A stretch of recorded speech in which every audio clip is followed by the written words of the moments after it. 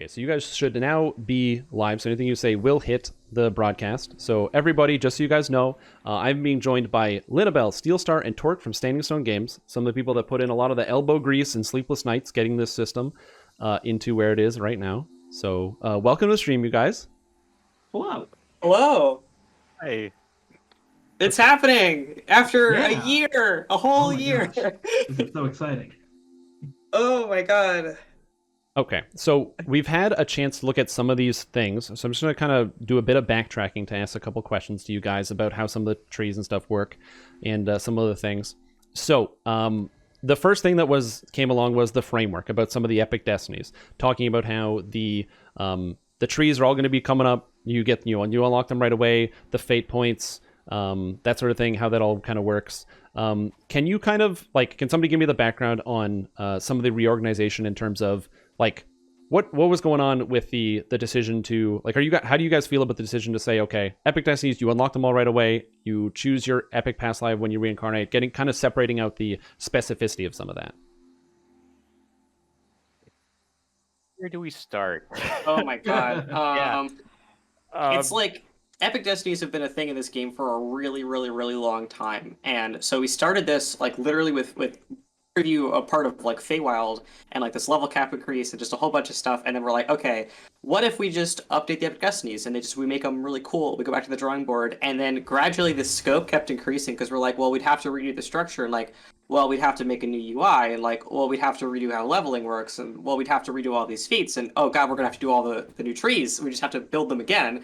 And well, if we're building the new trees again, why don't we just make them extra new? And well, Magister just doesn't fit, so why don't we just get rid of Magister and then just make a new 13th Destiny and then get rid of the second Destiny, and then it'll be easy. And then we just had to build a whole bunch of framework and a whole new UI panel, and we had to split up epic leveling into ranks and put the whole thing into the game secretly, because we couldn't not merge some of this stuff because of our branching system. So this entire thing has been partially implemented for months as we're gradually putting more and more of this backbone in there.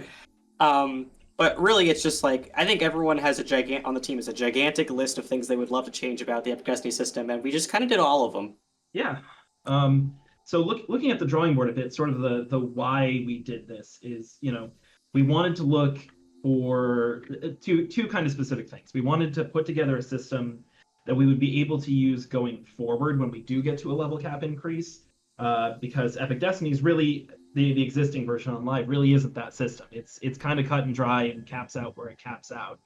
And also, we have sort of the existing issue of a lot of our players don't get into epics right now at all. The current Epic Destiny system has a huge barrier to entry in that you start at 0 with nothing. You need to kind of select a destiny that's good for your current life, and then you're stuck there until you level that up. And there's just a lot of barriers to using that system that we're hoping this system will make a lot easier.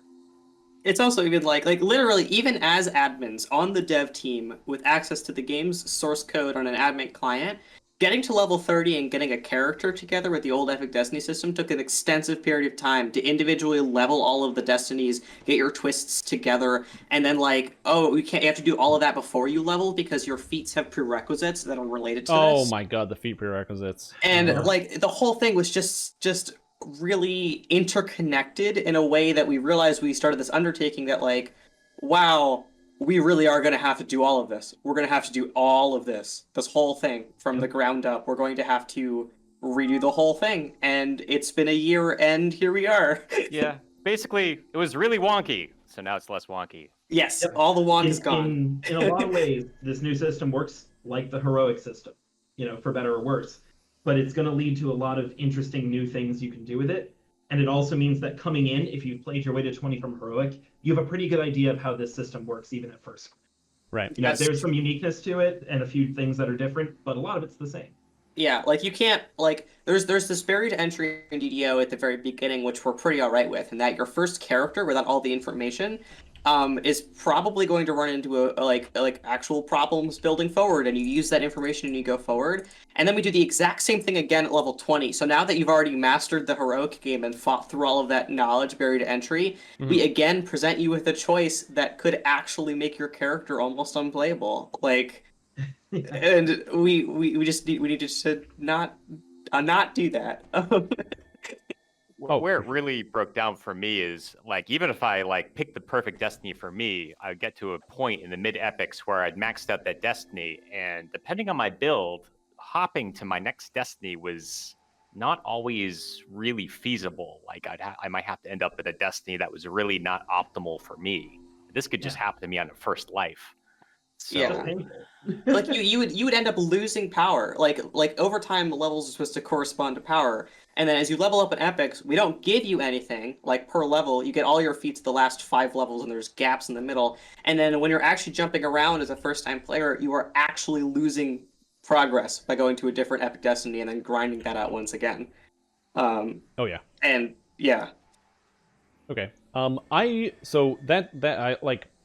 You've already sold me. I'm already sold on this system. There are a lot of things I've disliked about the Epic Destiny system, and this is like in no small area. One of the things I've love about this new idea is that it's less about you have to pick one single category to go down, and then it's like, well, if my character doesn't fit one of these, I guess I got to find a new build. And instead, it's like, I don't know, build it yourself when you hit epics. It's a lot more fun that way. yeah, and it's like, what if your build doesn't match any of the 12 current epic destinies? You know what I mean? Because like there's a lot of builds and there are a lot of archetypes in DDO that we support, and because you can mix and match in heroics, and you get to epics and you get twists, but it's like that's not remotely comparable to just having access to a combination of trees. You're missing all those cores and all those tier 5s, and like a maximum of 5 abilities from a different tree does not a hybrid make.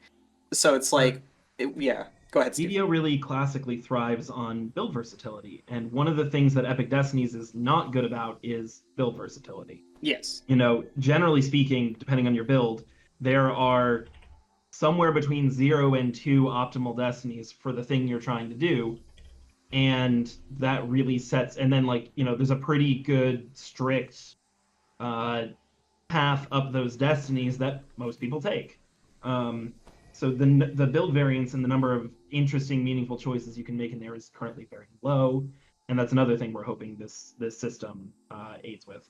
Yeah, it put a lot of pressure on us to do an over amount of balancing directly at endgame because there's only so many choices you can make in Epic Destinies because you only get like the tier 5 and tier 6 from one tree. Basically, what we're saying is whichever one we put the most melee power in is all the ones that people will use, no exceptions. Like that was it. That was our only lever that could meaningfully affect game balance, and like it feels like we spent a lot of time reinventing the wheel. We did some tweaking last year that alleviated it in a couple of places, but not meaningfully. Like it was enough to move a few builds around, but it still wasn't a full solution.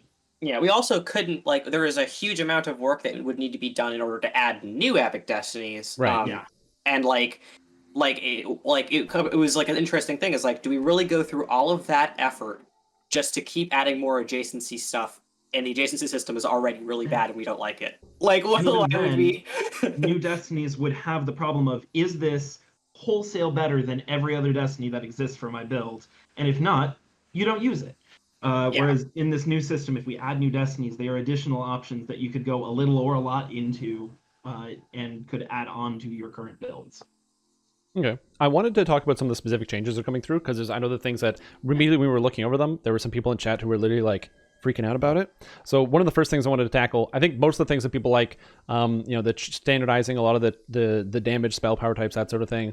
The two things I want to hit first. The first one was ability score bonuses. So ability score bonuses not being in trees anymore, which means there's no ability score bonuses in trees, and people are going to lose ability scores. So in here, it just talks about how there's more real estate. I'm a big fan of this, but what about for the people that are worried that their character is now not going to be able to play anymore because they're missing out on possibly +6 to whatever their stat is? I think in that context, what you're talking about specifically is DCs, because we're super confident that the amount of raw damage you're getting would be like comparable, and like we can always add or remove like +1 damage here and there to equalize the amount of stuff you're doing on hit. Like, but you're talking specifically about DC checks, correct? Like that's the ability score ratio that's like in focus here. Yeah. So there's a really complicated answer to this. It's really, really long. One is that we're hoping that by standardizing all of the DC checks in the Epic Destiny system, a lot of abilities that we're making are getting a huge boost from this that would be way more comparable than the +3 DC or +4 DC you get from spending almost all of your action points on those ability scores and twisting them in. Two, you're not really replacing those like action point spends for those things with nothing. You are getting other powerful abilities in those places in exchange for those action points, and you have more points to do so with. So ask the question of like, is losing that DC worth nothing? Well, probably not, but is losing that DC worth like an entire other Epic Destiny? Maybe. You know what I mean? Right, And yeah. like, so it might not be a direct comparison. As far as like spell DCs are concerned, we're very confident that our spell DCs are going to match up, especially with removing Epic Resilience. And I believe, Torque, you can correct me if I'm wrong here, but you are also planning on adjusting level 20 old Epic monsters directly. Right. So there's actually several saving throw systems that have been attached to Epic monsters. One is in all of Epic, and another is only in Tier 2 Legendary.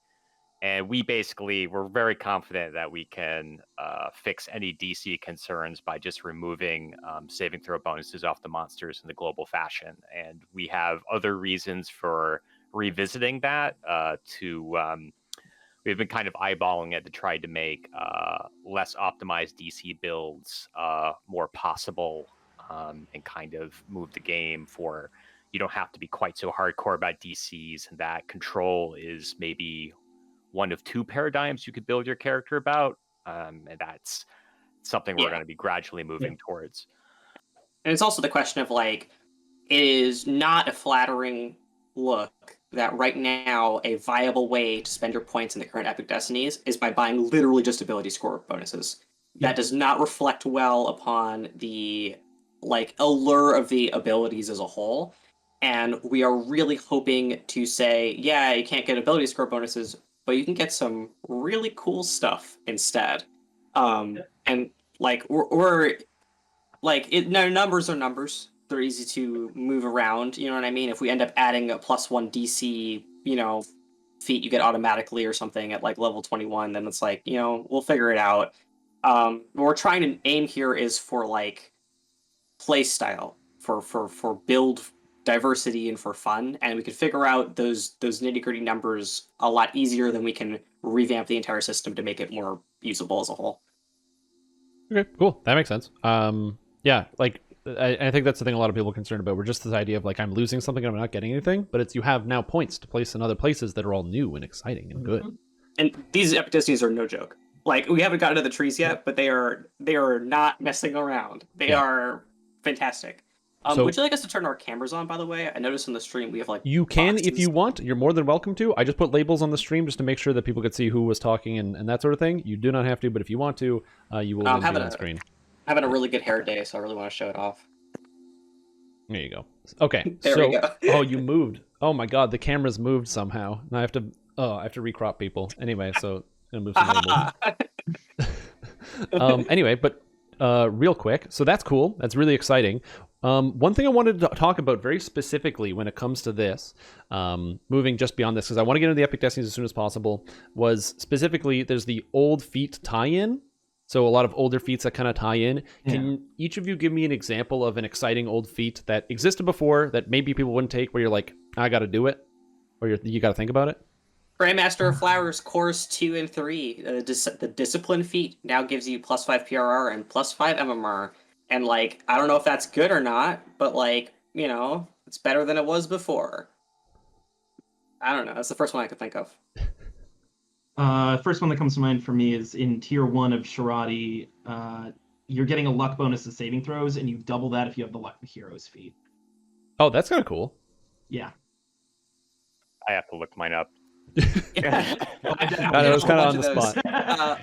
It's like scarred by chaos, something like this feat I've never taken. Like there's like an epic feat. Yeah. It's like one of those epic feats you never take. Tier 5 of Divine Crusader, the Embodiment of Law feat. Basically, it says like on like the enhancement is like on a critical hit, you do some law damage, some scaling law damage, and you apply a stack of vulnerability. If you have the Embodiment of Law feat, now this applies on every hit. Right. Oh, that's very cool. Yeah. Fury of the Wild is 50 hit points and 5 PRR, and this effect doubles if you have the embodiment of Chaos Feat. Okay, yeah, that's kind of cool. Okay, so now I want to move into something because you're all here. We got the specific Epic Destinies. The last thing I want to touch on before we get into the specific Epic Destinies is just finish explaining the Destiny Mantle idea, because it's a really cool idea, and the charge system, because it's you got to understand how that works before you start looking at the trees, and that's right where we what I got to before we finished it.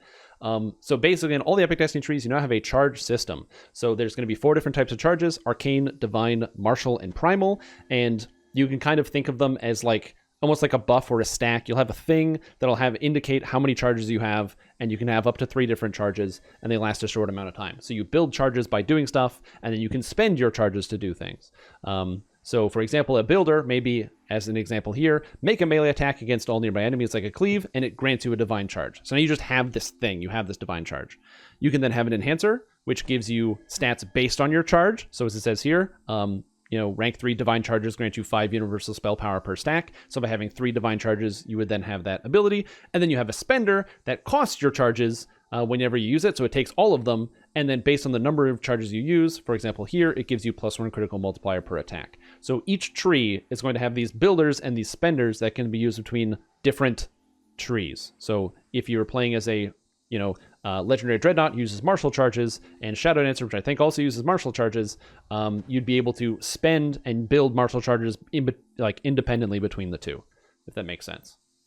Yes. They have a graphic. We have a variety of different internal options for how the graphic is displayed, but they're both going to be on your buff bar and also as a little floaty thing. Mm-hmm. And yeah, because there's no longer spheres as far as like the game is concerned. Like we don't have an adjacency system or spheres, but this means that like if you're playing an arcane caster, your other arcane trees, even if they're in an element or a DC that you don't really necessarily want to cast spells from, some of their builders and spenders may actually interest you as far as the charge economy. All right, so now let's talk about some of the Epic Destinies, because there's a whole bunch of revamped ones. I'm assuming each of you tackle different aspects of this project. Does anyone have an Epic Destiny they're really excited about to tackle first? I'd love to tackle, get each one of you to we're going to go through one of the Epic Destinies, if that sounds cool. I think Divine Crusader is probably my most solid. Grandmaster Flowers is bananas crazy weird. Shirati, Divine Crusader. Yeah. I have Divine Crusader. I like how Fury came out a lot, but I'm more excited about Primal Avatar, though it's still rough around the edges. So is Primal Avatar in the preview? Yes. Okay, cool. Okay, so Primal Avatar, Fury, and what was the last one? I'm excited about my 2 were Shirati and and Dreadnought.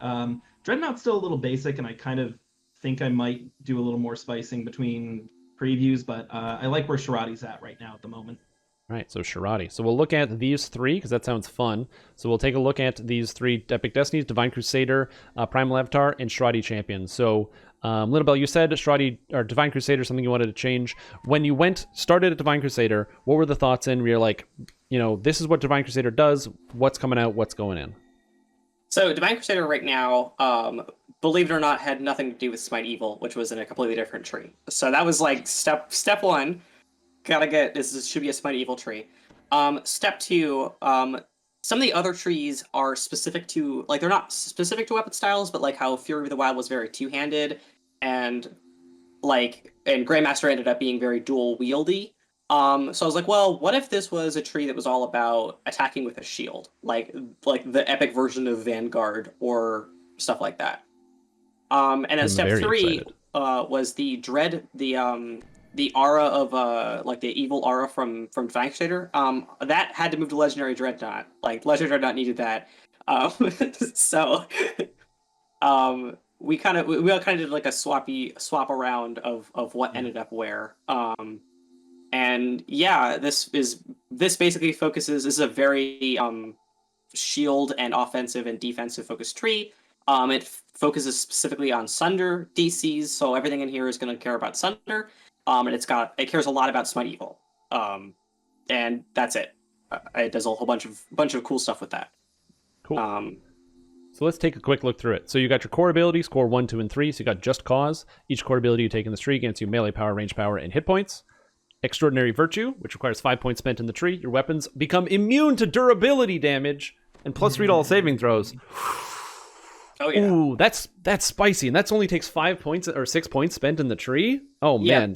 But it has to be one of your 3 epic destinies, and that's really where this system shines. Is because there's a limit. It's not like heroics where you can get 7 and you can just take all the core ones of everything you want. Like you really got to think ahead. Like you're like, well, this would be really cool, but like that's a lot of real estate. Yeah. You know. Great question from chat. Is that also shield damage?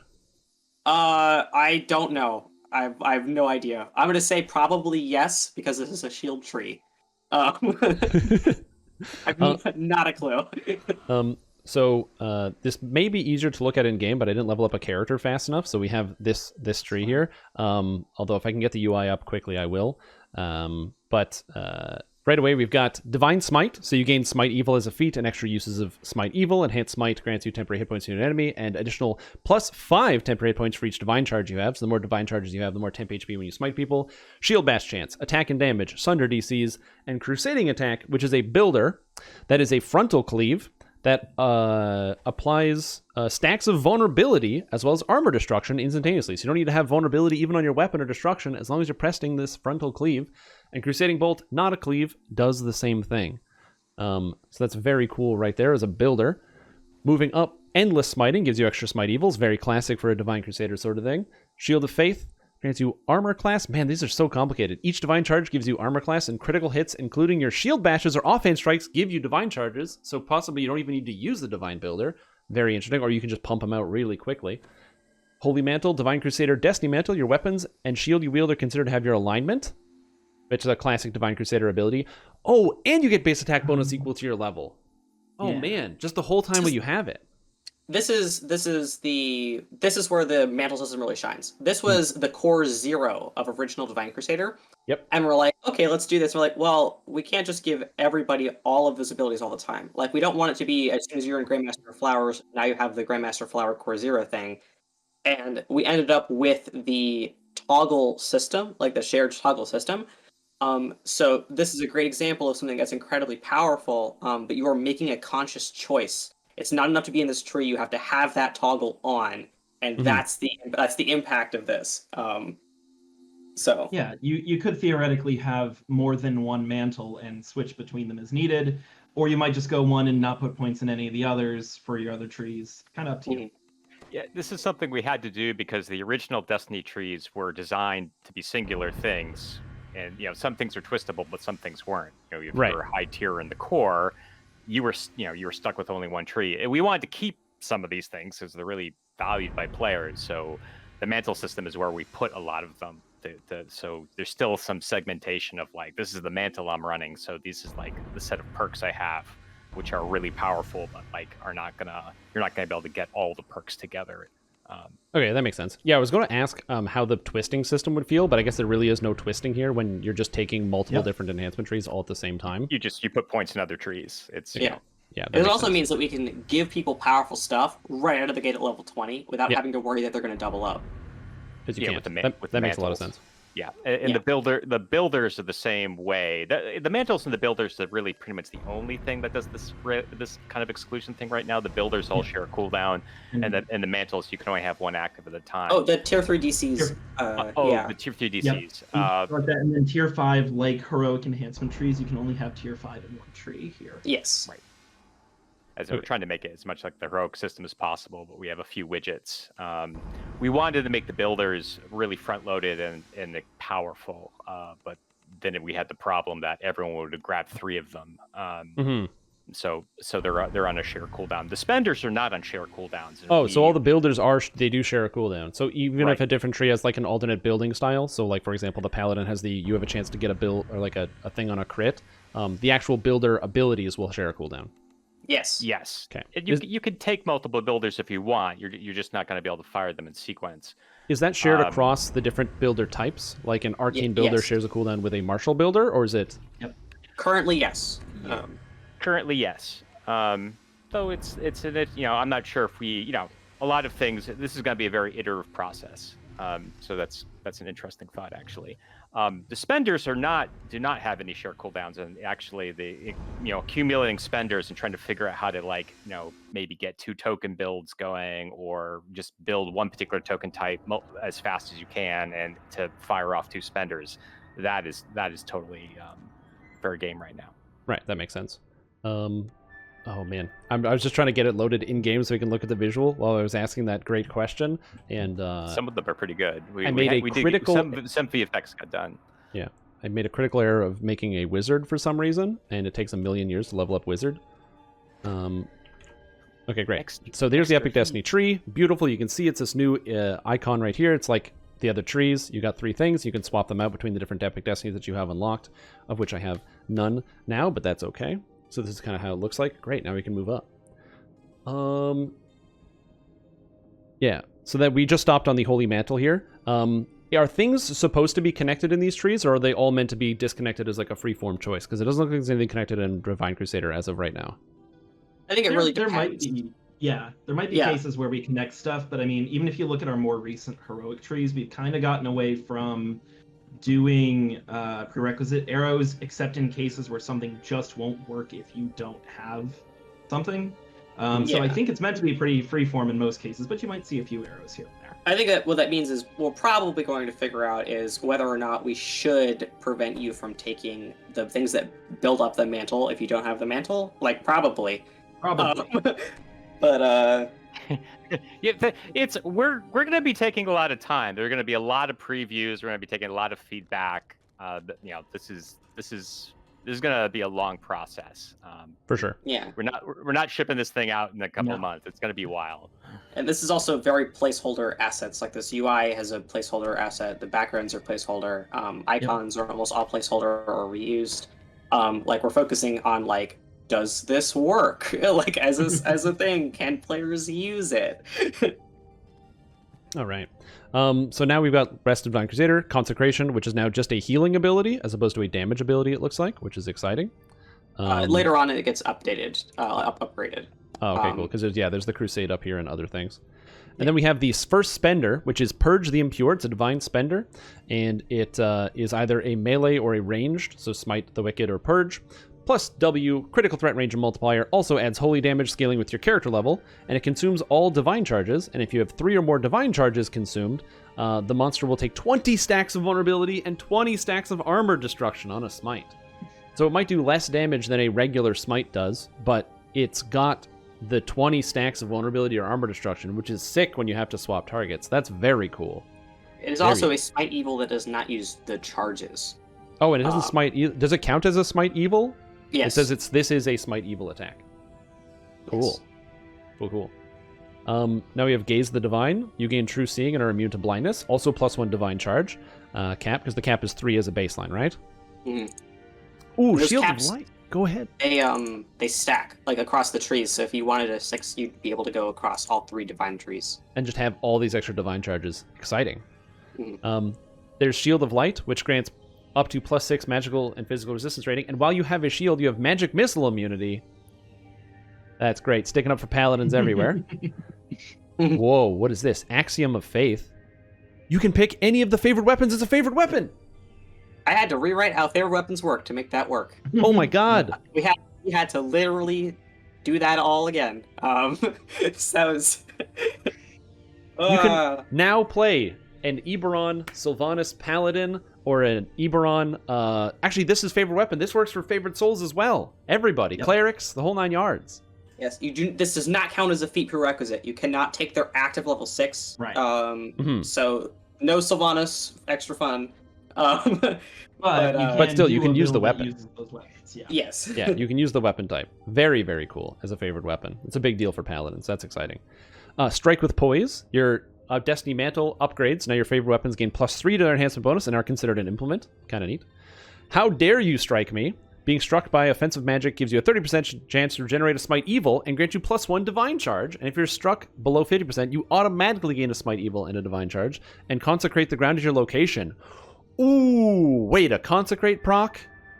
That one, as for my playtests, that one just saves your life on a regular basis. Yeah, because if you're It's under half, good. it just drops Consecrate under your feet and heals you and all your friends. Whoa. Yes, that has a cooldown. Like the actual Consecrate part has a 1 minute cooldown.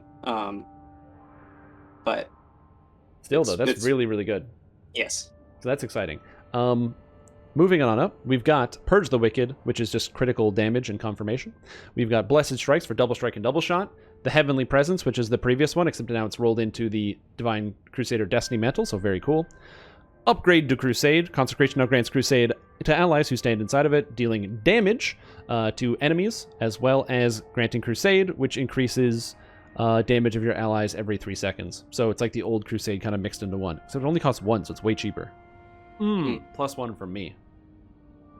Book of War, favorite weapons gain +1 W, and now the tier 5. So the tier 5s, as you said, are going to be limited to the actual one you pick. You can't take tier 5s in different trees. So, Mighty Crusade, Smite evil attacks, apply Crusade buff to your entire party for 4 seconds. Ooh, and you gain +1 AC and PRR for every 2 religious lore feats. So wait a minute. When you Smite evil, when you say Crusade buff, that's just the 10% extra damage for 4 seconds. So if I use Smite evil, everyone gets 10% extra damage? Yes. I believe the attack has to connect. Ooh, that's good. Is this one of those like big range things, like the because it says entire party? I'm assuming this would be like whole room range. As long as you are in the same instance. That's very exciting. That's a really good tier 5. That's crazy. Bring down Wrath. Your You haven't shield seen is now a anything yet. favored weapon. Oh my god, shield is a favored weapon, and for the purposes of your Crusader Mantle and Book of War, and now double strikes. Yeah. Oh. Shield double strike. Oh, It's it counts like an offhand as far as the double strike is concerned, and like people have been saying for years, let shields attack more often, and we're like, well, that just looks really silly. Like we've done it, and your arm just kind of wiggles around. It looks really bad. Around. Yeah, but if you think about it, adding a maximum of 50% double strike is proportional to adding a 50% attack speed increase. Like that's the exact same amount of damage increase. So that's a good one. That's a tier 5 right there. If I see a tier 5, that's one. Law of the Divine. When you critically hit with an attack, you deal extra law damage per character level and apply a vulnerability stack on its own. Yo, Divine Crusaders are the kings of vulnerability stacking. And on top of that, if you have Embodiment of Law, this applies on each hit. That's 36 or 30 d6s of damage per attack? Yeah, that one's probably really overpowered. That one's You're getting too excited. I think maybe we need to tone this down. No, I'm going to be testing it. it. I'm literally going to probably be playing Lamania for the next 3 days straight. So, we'll find out when you hit people for usual millions of caveat damage. of this is all early, and the balance. While we've done some, there's going to be spots that we haven't hit yet. For previous DDI episodes, I've been a big proponent of just put the numbers in and then sort it out on Lamania. Yeah. Yeah, this one we've got a lot of lead up time, so we swung a little loose with some of these numbers. The last 2 abilities, we have Blessed Blade, so +1 multi on a 19 or 20. I assume this is going to be pretty standard, something like this in all the melee trees you're and going to range see trees. something like that in any tree that uses weapons, but it's going to be different per tree. For here, it's favored weapons. For something else, it might be ranged weapons or bludgeoning weapons or what have you. So there's something like that in every weapon tree tier 5, but it's a little different per tree. Right. Yeah. And then Celestial Champion, which is double strike, double shot, physical resistance rating, magical resistance rating, hit points. Just a good set of abilities. Yeah. Very cool. Very cool. So overall, Divine Crusader, where do you see? You said this is mostly set up for vanguards. Obviously, there's some low-level splashes. I think it's a really exciting Divine tree. I think a lot of people are going to see some good value in this, especially at some of the lower parts. Even get access to Consecration. I can imagine someone being like a pure healer, and they're going in for Consecration, because it's just a useful ability. So I think this is really exciting. But we have 2 more trees to start out with. So the next one I have queued up here is, I believe, Primal Avatar. So Primal Avatar, previously, is the, without a question, worst Epic Destiny in DDO. Almost nothing works. And the abilities that don't work are catastrophically good, like Tsunami literally always working. The tree form doesn't work. So what were some of the thought process? Where did you come from? What was the point of attack on Primal Avatar, and how did it shape out? So we ended up rewriting this tree twice, because originally the tree was trying to do like everything. It was like animal form, and like maybe a ranger wants to be here, and druids, and we took a shot at that, but it was even more branchy than it ended up in its current state. So we made it we basically took the melee animal stuff and we threw that in the Fury tree, and we focused it primarily in casting. So it is an elemental caster in its purest essence, and it is actually, while it's good for druids, it will also be enticing for sorcerers and alchemists. Is our hope that that literally, like, you might, if you're a sorcerer, you might take this instead of draconic. Like, you should be a valid option. Is what we're shooting for. Very cool. So because you have the variety of elements, what we did is you basically start with the branching decision. Like, if you mouse over the very first core, you choose your nature, and you basically are picking between three things, which is heart, which is a combination of positive energy. Oh, by the way, we're doing healing in this tree, not just nuking, and fire. Sky, which is electric damage, and cold. There's technically some other damage types in there, but they're not as primary. Like Sonic, for example, is also in Sky. And then Thorn. Thorn is poison and acid. Thorn is not great for druids right now. Like, druids basically need some more spells in their base spell pool to really support Thorn. But the other two are great for druids, and Thorn is great for alchemists and pretty good for sorcerers that go acid, at least. So you pick one, and that will inform your builder, your spender, and the tier 5 known as Primal Ally. So this is actually going to be like a bit, because there's basically 3 paths. Yeah, there's here. like 3 trees in one. Yeah. Yeah, I mean, a lot of the passes aren't as branchy, but I mean, in Twerk's defense, originally it was 7 trees in one, so we've actually we've pared it down. So It's so branchy. But yeah, take a gander at the builder and the spenders. All right. Well, builders and spenders, we've got some exciting stuff. So if you decide to be a heart, which is the fire light positive, you're picking up Spring to Summer, which is Primal Builder. A burst of butterflies forms around the caster in a small radius, applying a copy of Rejuvenation Cocoon to all allies. Wait, the Primal Builder's area of effect, Rejuvenation Cocoon? After several seconds, the butterflies burst into flames. Pardon? It's small area. You have to get snuggly. Yeah, it's a small radius, but it's an area of effect, causing 2d6 fire damage per character level to all nearby allies with a reflex save for standard reflex staff, highest of mental stats. So it doesn't matter if you're using charisma. You're coming in here, you're playing Warlock with AoE Spring to Summer, Rejuvenation Cocoon. And for each enemy struck, gain 1 primal charge, up to 2 primal charges. Oh my god. That's so exciting.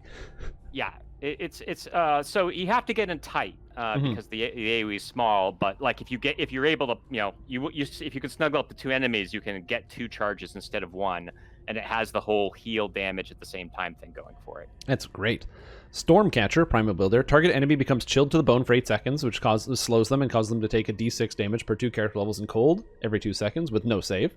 As the effect ends, the target will be struck by lightning and take a bunch of lightning damage. Very cool. So it's got a damage over time plus a direct damage component at the end of it. And it's also short duration, which means you want to use this all the time and you get the primal charges. Very, very interesting. And last one up, we have another damage over time effect with Carrion Swarm, where you swarm people with insects, acid, and poison damage over time, and it also causes a penalty to our attack rolls and armor class, and it stacks up to 3 times.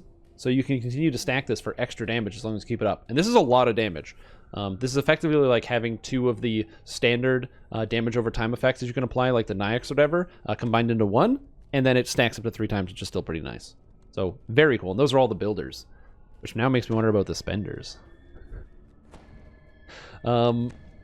Just to cap off some of the other things in the tree, we got balance for reflex saving throws, as well as bonuses to damage with and universal spell power with quarterstaff, physical magical resistance rating, which is good, a nature friend, which gives you a whole bunch of nice passive bonuses for you and all of your party members after shrining, which is kind of cool. That's neat that this gives you a buff after shrining. Very exciting. And this is attack and damage and all sorts of stuff. This could be something somebody could easily twist, or rather just take from the other tree if this is one of their selected ones. And everyone's favorite, Rejuvenation Cocoon. This is one of the most used abilities, I think, like in the game. So glad it's still here. And AoE Rejuvenation Cocoon. Does AoE Rejuvenation Cocoon and regular Rejuvenation Cocoon share a cooldown?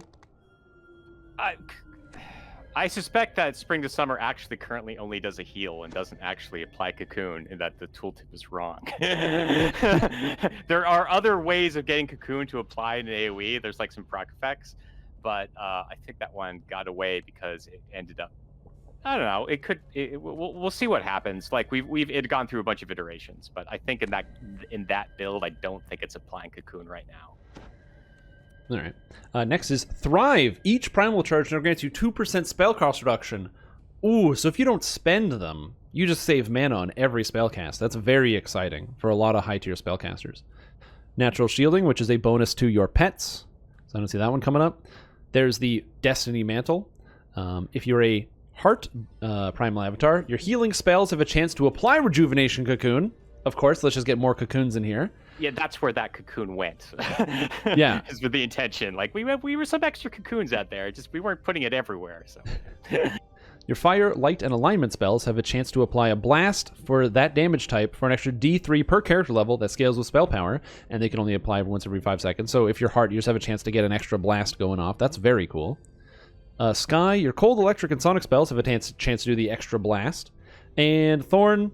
Same thing, the extra blast. So that's still a good effect to the mantle, just getting free damage whenever you cast your spells. It's very exciting. And presumably there would be other mantles where maybe you'd want to swap to a different thing if you're doing something else. We have the Primal Avatar Spender, Reborn in the Fire. This is, I believe, Heart.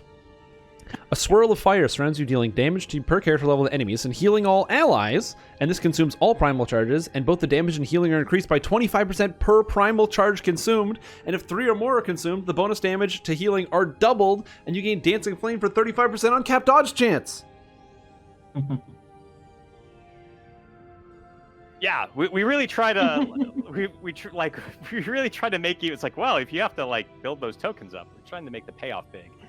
This is this guy plays a lot like Fury does, where you're kind of doing a mental decision of like, I could just fire this off to like for my damage rotation, or maybe I want to save it if I get into trouble. Like it's that kind of tension. Yeah, they both play the similar fashion. Okay, so right now I'm thinking Heart. That's where we're going right now. Heart is the best one. I'm convinced. You sold me. But now we have Shardstorm, which is if you are a Thorn. Summon a cloud of acidic poison shards that randomly strike enemies in 15 meters. 6 strikes over 6 seconds. Each shard deals poison and acid damage, and this consumes all your charges, and if increases damage based on the shard, and if you have consumed more charges, then the damage is doubled, and you gain Shard Deflection, which 30% of your maximum HP has temp HP. Very interesting. Wow. You might even see somebody who's tanking flip into here with, 8,000 hit points and get 30% as temp HP. I am curious. That might actually happen. Yeah, that's very cool. See how it goes. I was like, flat amount or percentage HP? Well, percentage HP would be, well, they might do something. They might get interesting. So yeah, that's very cool. And then Thunder Snow, Primal Spender, which is the sky. Send forth a wave of freezing hail, which you... with a narrow blast of lightning at its direct center in front of the caster.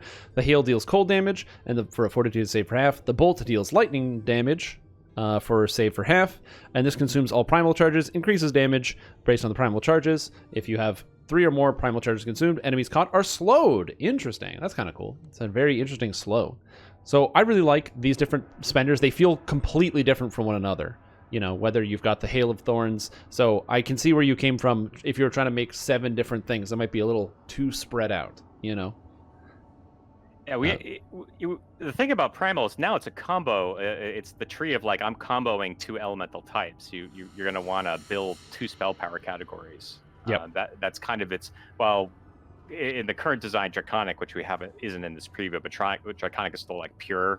So like, it's kind of like, Draconic is for pure elementalists and one type of element. Well, Primal is like, I'm going to try to do 2 at once, try to get a different playstyle going. Yeah, this makes sense. Now we got the Spirit Boon, which is like the old Spirit Boon, except this is +3 for 3 points. So 3 Intelligence, Wisdom, Charisma, or Strength, Dexterity, Constitution. Very cool. For people that are still missing the stats, they're right there. Just go get them. Wait, did you change that? I thought it was +1, 2, 2.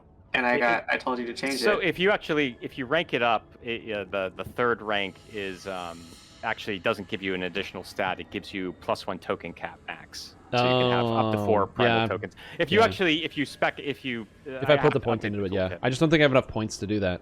Yeah.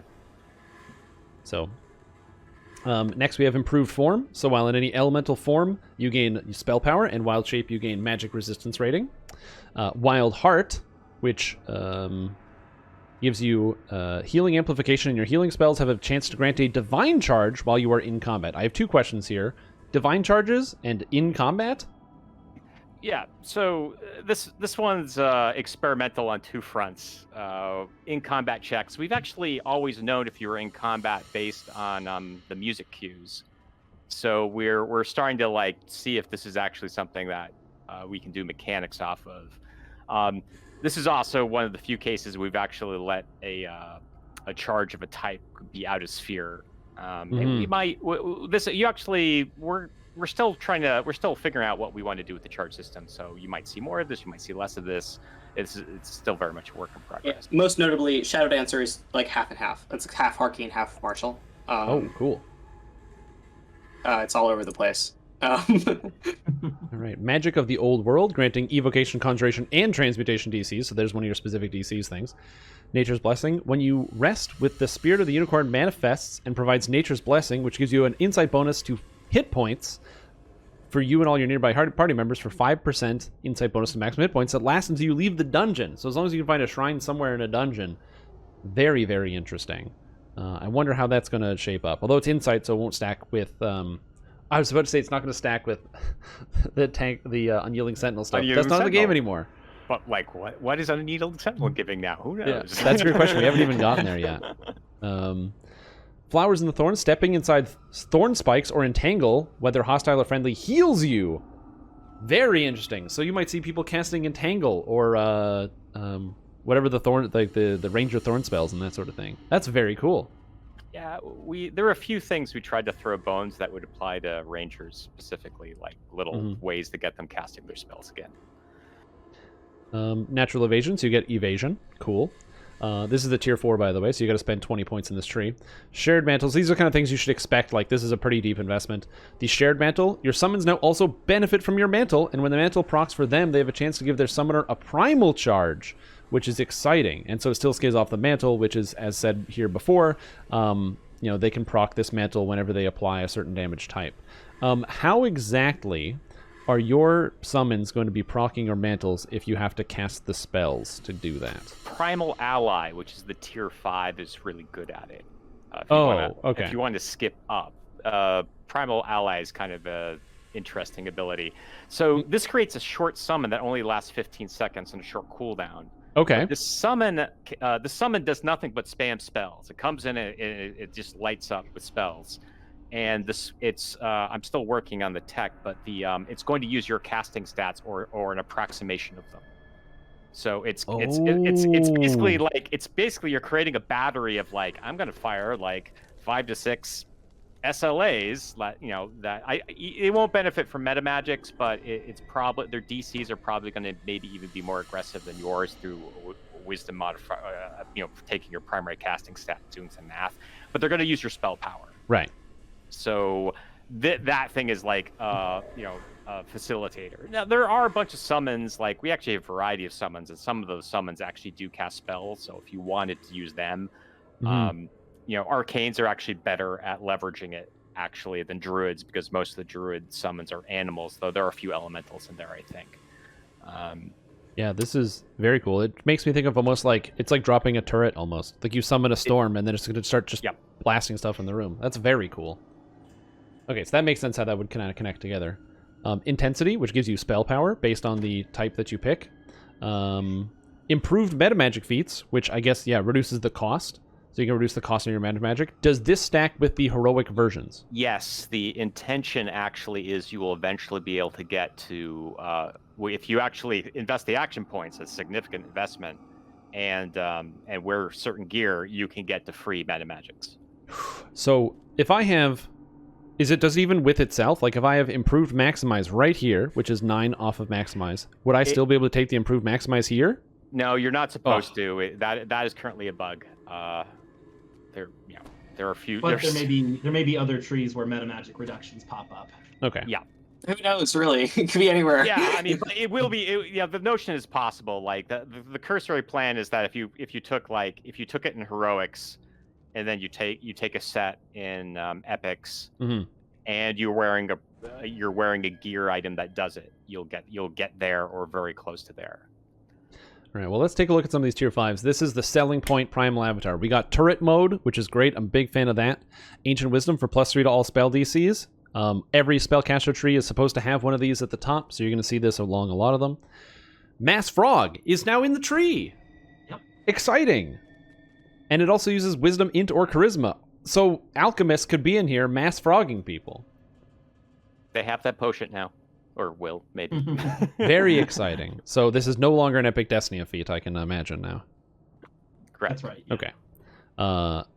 Primal Channel, 10% spell cost reduction. This is exciting. Now, this is enhancement, so I'm assuming this is going to be the same as the old ones. Like, it doesn't stack with an item, so if you have an item, this doesn't have any effect on your character. And then finally, improved Intensify, -6 to the cost of Intensify. Very exciting stuff. I think that you're going to get a lot of use, especially I think that the effectiveness of your primal ally, that's going to determine a lot how strong some of the tier 5 is going to be. The only question I would have is, this is obviously maybe a bit too deep, but it's casts fire, light, and healing spells. How was the Dryad prioritizing that? Or is it just going to kind of tack onto hireling stuff? I mean, currently that's a monster with a spell list and it randomizes, but we could have it like we there are a lot of iterations that we intend on trying out. Like it could do a preset, like it could it's just going to go down a list and you know exactly what that list is, Mm-hmm. or it could actually analyze your stats. Like the Dryad might be like, he doesn't really have light power, so I'm going to skip this and just like focus on fire. Yeah. So we're kind of going to figure out what's optimal. Like we basically want, our goal with that ability is to make it a really useful summon. Like this is a summon that, while it's not like it's not like the variety of like follow you around for 10 minutes, but it's like I'm putting down this thing that's really cool, and it's gonna it's gonna change the situation for the next X number of seconds. I don't know if it's going to be like 15 seconds with a longer cooldown, or if it's gonna, if we end up being like, you place it and lasts a minute. Like we don't know yet. We're gonna try a variety of play styles. This is just one example. Yeah, I know that for me personally, I really enjoy the idea of the short-term summons. I think that's the way a lot of video games have gotten around the fact of like having to put more complicated AI and pathing as a problem. Just have something that is stationary that you want to just continually move with your character. It might seem inelegant, but then in practice, it makes it a more fun gameplay because you're kind of like almost setting up defensive areas. It's basically how I imagine, clouds could be. A lot of the powerful cloud spells in DDO have cast times that literally take minutes to cast, or like you press solid fog, you gotta go make a coffee, you're vacuuming, you're doing other stuff, and then it's finally down. But having something like this where you can just be like, boom, surprise, and now you are fighting in this area, I think that's really exciting. So I can't wait to see that come to fruition. You tried in the preview. Shardi Champion is another exciting Epic Destiny coming to you right now. When you looked at Shardi Champion, what were some of the things that you thought were like, this tree needs to do this? And what were some of the things you were like, maybe they could add a little bit more flavor, or things that you had to take out? What was the kind of the attack plan for Shardi? So Shirati, we kind of felt was one of the trees that needed less change than some of the other ones. I think there's still some things we may want to do to spice up the tree a little bit, but as of right now, a lot of what's in Shirati are things that were there before, or things that were there before but are slightly different now. It has a little bit more caster focus than it did before. It kind of splits its time between ranged attacks and enchantment and illusion spells. But a lot of the bones of what was in old Shirati are still here. All right, well, let's take a quick look. We got Core's Fey Favor, which is +1 to DC for spells. This does have the spellcasting tree, and it also has range power. So I'm assuming that some of the trees will be split up as like, whether they decided to spellcast tree, there's some hybridization in some of these trees. Yeah. So for example, here it is counting as both a range tree and also as a spellcaster tree for the purpose of DCs. Spellcaster trees, you're going to see DCs and you're going to see spell power. Most trees that handle weapons, you're going to see both melee and range power, but Fury and Shirati are a little different in that Fury is only going to handle melee and not ranged, and Shirati is only going to handle ranged and not melee. Mm-hmm.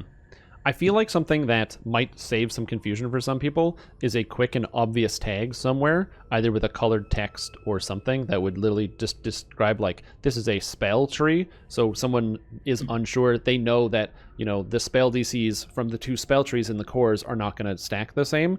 I don't know if that's a thing that you may want to do. It's not that complicated. This is easier than the previous system, but that's where my head goes, is like seeing some of that stuff. Then you have Pierce Twilight for ranged attacks, Spell Pen, and bonus DCs. And then Audience with the Queen is now baked into the cores. Very exciting, where you get some tea. Are the changes the same? Or, like, are these the same Queen effects, or is this different? No, it's a new list of effects. And if you look at the tooltip there, it happens when you rest at a shrine. Oh, it's when you rest, right? Okay. Yep. You Very randomly get an effect, and that effect sticks around for 10 minutes or so. So. All right.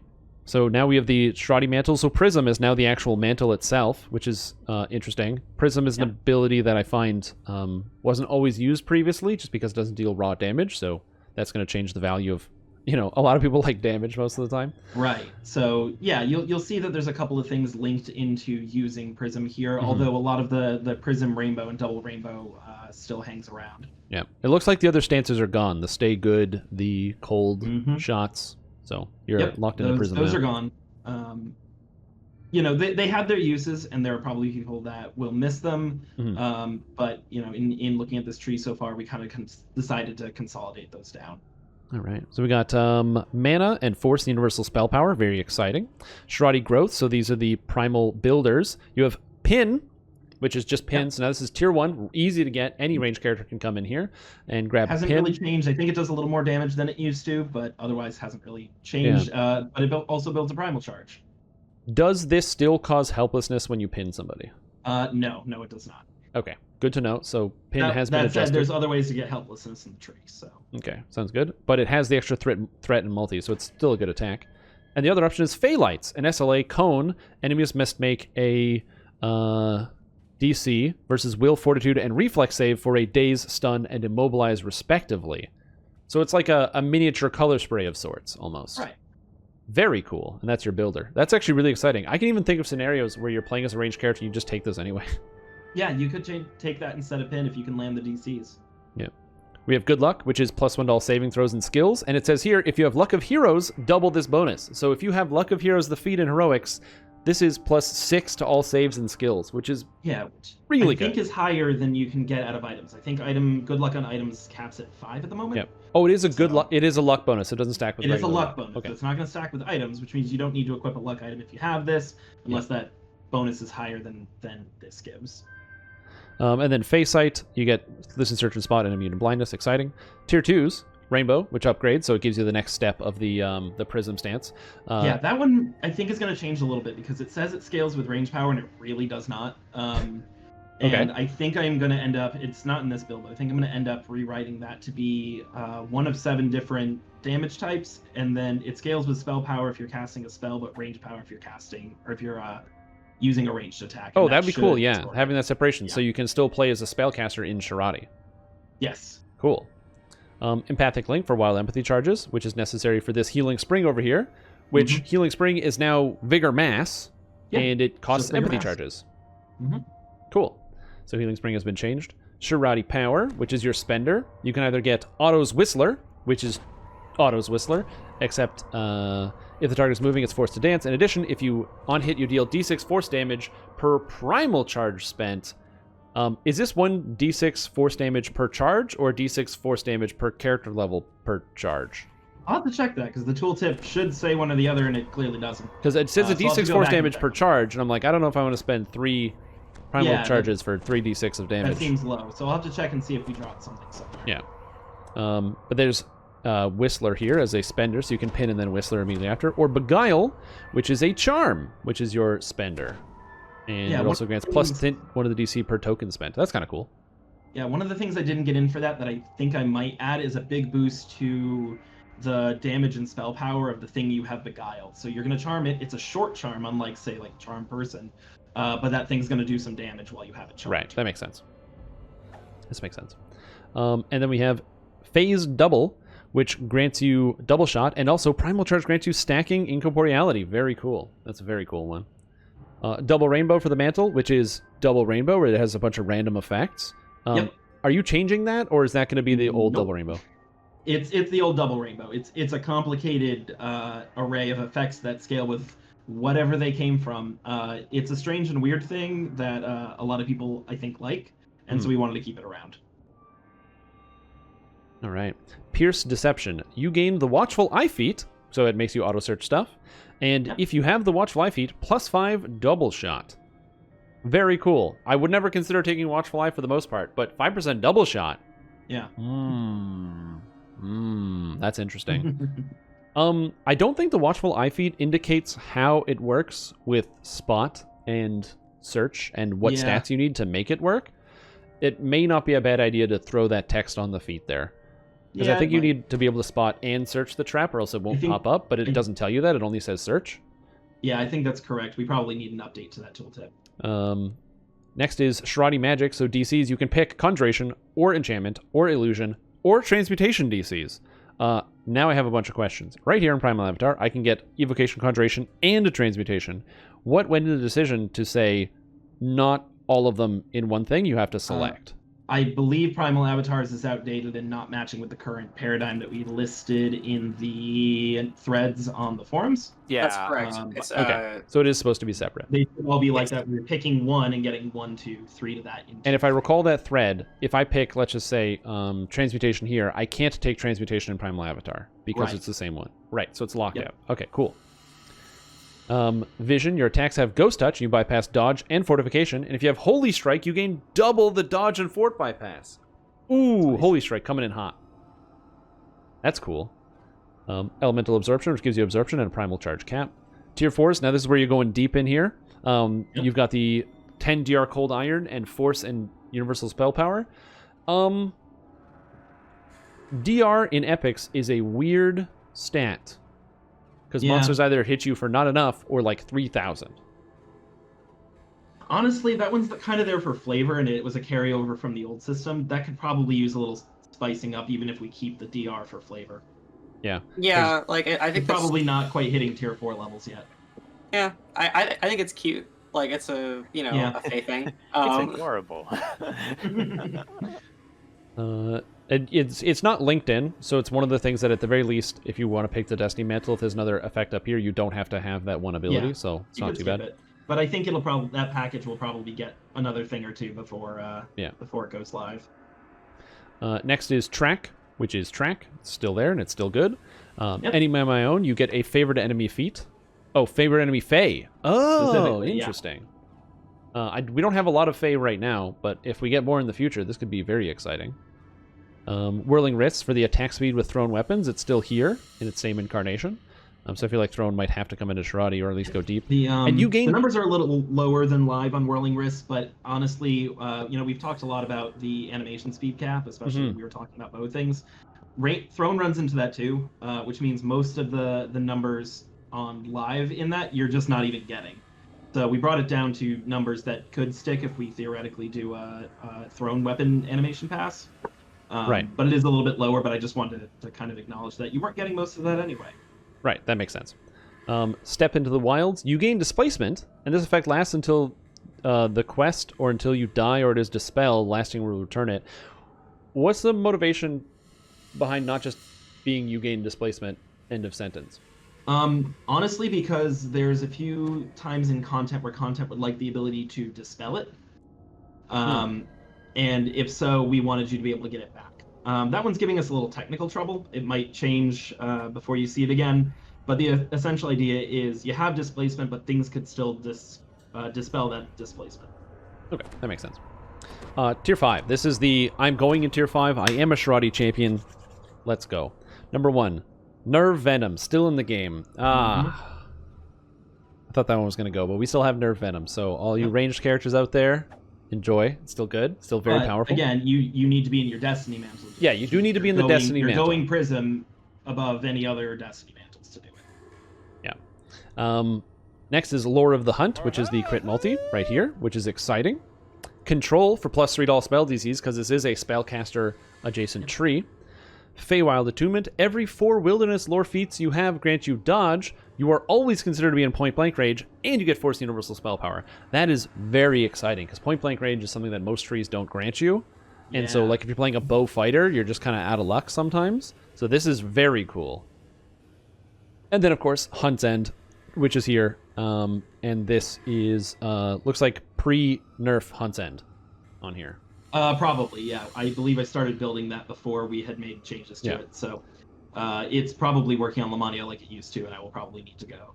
So this is still, like, you know, it's Hunt's End is staying in here. Yeah, it's staying in here, and it will match the one that's currently on live. I know we gripe a lot about having to keep both versions of Arcane Archer together, and now we had to keep both versions of the same Epic Destiny together. So there's sometimes we're making changes to, like, there's at least one, like, oh my gosh, there's at least one time in which I fixed a current Epic Destiny bug and accidentally made the change in the new Epic Destinies, and then had to go back and fix the bug again. Like, it's been a struggle. Yeah, these Epic Destinies are very, very cool. I'm extremely excited to play around with all of these ones. They all look fantastic. Are there... I mean, obviously, I don't know how much time you guys have to absorb all of your entire days. I would love to keep going through Epic Destinies and kind of getting some of the feedback and the explanation about some of these abilities and stuff, if you guys still have time. Yeah, could we do Grandmaster? That's the one I think is ridiculous. I'll stick around at least for among Fury. the mine. Yep. So we'll do Grandmaster, Fury, Dreadnought. Sure, I'll go grab some Martial Epic Destinies. Do you want to start with Fury? Torque, I don't know if you mentioned you had a time limit. Yeah, actually, that would be. I'd appreciate that, actually. All right, Fury coming up. Okay, so Fury of the Wild. It's an Epic Destiny a lot of people like. It's probably one of the most popular Epic Destinies for two-handed fighting characters right now in the game. So, what is, in your mind, what were the key things you wanted to keep about Fury, and what were the things that needed some polish and some updating? So, we kept the core of Fury, but now Fury also supports animal forms and Ranger, Classic Ranger. I'm fighting with two weapons. Yeah. So it's basically expanded. It's branched out. There's a lot of multi-selectors, but the core is still there. You still got Adrenaline. Adrenaline is still pretty spicy and even has a few other characteristics now. Yeah. The first thing I notice is that Adrenaline is not a core ability, but it's right here. But even still, you can take them. But you can just take Adrenaline now? Adrenaline is a builder, so it's on the share cooldown. The reason there's two different builders in the tree. One is designed for your classic two-handed style Adrenaline, and the other one is called Quick Cut, which is more designed for dual wielders who didn't benefit as much from Adrenaline because Adrenaline would affect their first main hand, but not their second. So I wanted to, we built something that was actually advantageous. Quick Cut is a defensive dot stacker where you alternate between applying a dot when you cut to buffing yourself with an uncapped dodge bonus. The dot apply will take into account if you hit with both hands, so you'll get 2 stacks of the dot. And the dot is a high caliber dot. It's a boss killer. Oh yeah. So the notion is like, Adrenaline is like, be smashed, and Quick Cut is like, you bleed out. And like maybe I run off and shoot you with my bow a little bit if we actually get that, if you're into Deepwood Sniper or something. Trying That's to very do some cool. kind of combo. Also, it doesn't use charges; it builds your charges. So you're supposed to Adrenaline just all the time. Yeah, your Adrenaline is on a cooldown. It's not on charges. It's just bam, like every 8 seconds or whatever the cooldown ends up being. Bam. All right, very cool. So the cores are standard Fury of the Wild, Die Hard and hit points in melee, Unconscious range, hit points in melee, and Unconsciousness range 250. Oh my god, and this all stacks. So you've got like 350 extra unconsciousness range. This ended up working out great. So there's a bunch of regeneration in this tree, and there's a particular one that's spiky when you actually fall down. So like you keep getting up in this tree, like they knock you down and you just get back up. That's very cool. In one of our Really playtests, I overwhelm ran a Shatterkai rogue fighter in Fury, and anytime I went down, I just came right back up. All right, so we have acute senses, bonus saves versus traps, and also increasing dodge cap. We have Savage Takedown for trip DCs, and more trip DCs wearing light and medium armor. Cool incentive. The Mantle of Fury. So you gain 5% damage against helplessness targets. So you can get up to 15% extra damage against the helpless, right out of here, right out of the gate. This can work in any tree. Reminder, let's just say you're playing as a character that would use this. You're playing in previously Dreadnought or a Shadow Dancer, and you used to get other helplessness damage. You can still get this, but it would change your mantle. So if you were in Shirati, as an example, you would give up on Prism, but you could gain your helplessness damage out of here or something if you wanted. You gain positive energy healing every 15 seconds, 60/10s. Wow. And it scales with either positive spell power or melee power, whichever is higher. That's very, very cool. Enduring for some PR and MRR. I can't take this, but that's probably a bug. Fast and the Furious. Melee charge attack with extra multi. And if you use on use, if you are raging, the cooldown on this ability is reset, allowing you to use it a second time immediately. Ooh, so you get double charge. That's cool. Yes, that is the goal. It currently is a little flaky. It's like resetting the cooldown 2 seconds after you use it. And I'm still working on that. Yeah. Unstoppable Strength. Your primal tokens grant you +1 hit damage. You have to choose whether you want to spend it, but we do have a spender coming up soon. I'm Always Angry. You add Barbarian Rage Feat, and you get extra uses of Rage. That's kind of cool. Anyone can Rage now. That's actually... I was wondering when that was going to happen, because Rage... There's so many Rage effects in DDO, and if you're playing as a fighter, you want to use Charun, that wonderful artifact cloak that gives you Raging Strength, and you can't Rage. So this is a very, very neat ability. Primal Scream, the Spender. Nearby enemies take sonic damage per character level and are shaken for 4 seconds. This damage scales with melee power or sonic spell power. Ooh. And your allies gain primal bonus to physical attributes per primal charge. The damage dealt and buff duration are increased by 50% per primal charge consumed. If you have 3 or more charges, triple this bonus. Confuse nearby enemies for 3 seconds with no save. Whoa. Yeah, so I've played this tree a lot, and you really care about when you primal scream. It's a very nuanced abilities. You know, you're like, do I do it now or do I want to wait? And it gets even more so because there's some additives like up at the top of the tree where like if you scream, like additional effects happen.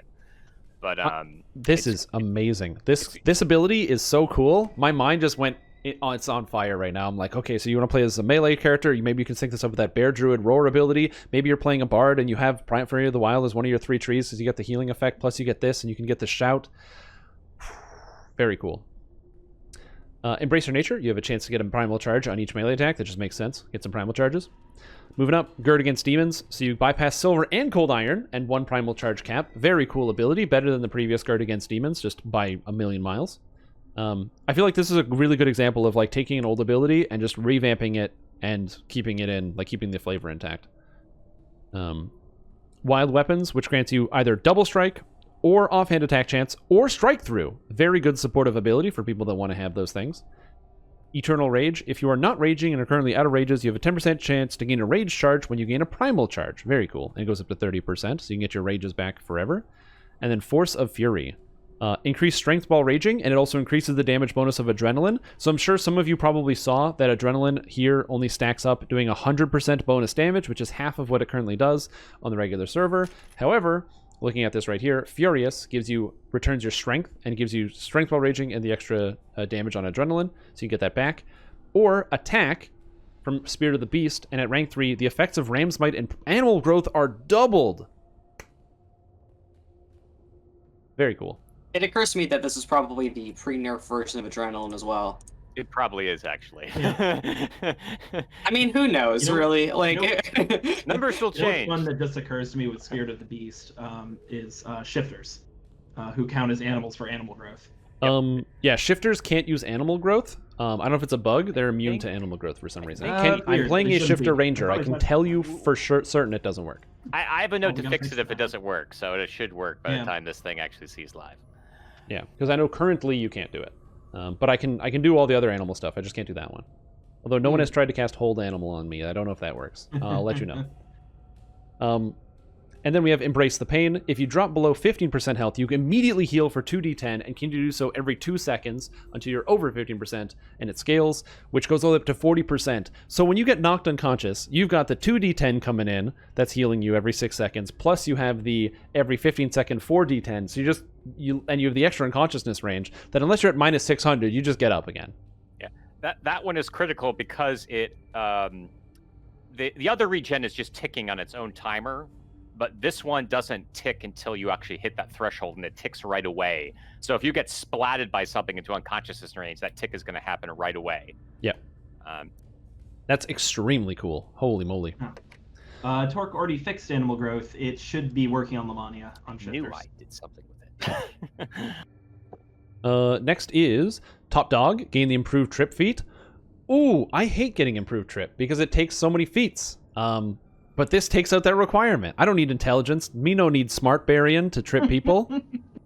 This is perfect. This is like a huge bonus for first life characters. Fantastic. Sense Weakness gives you fortification bypass and helplessness in your Destiny Mantle.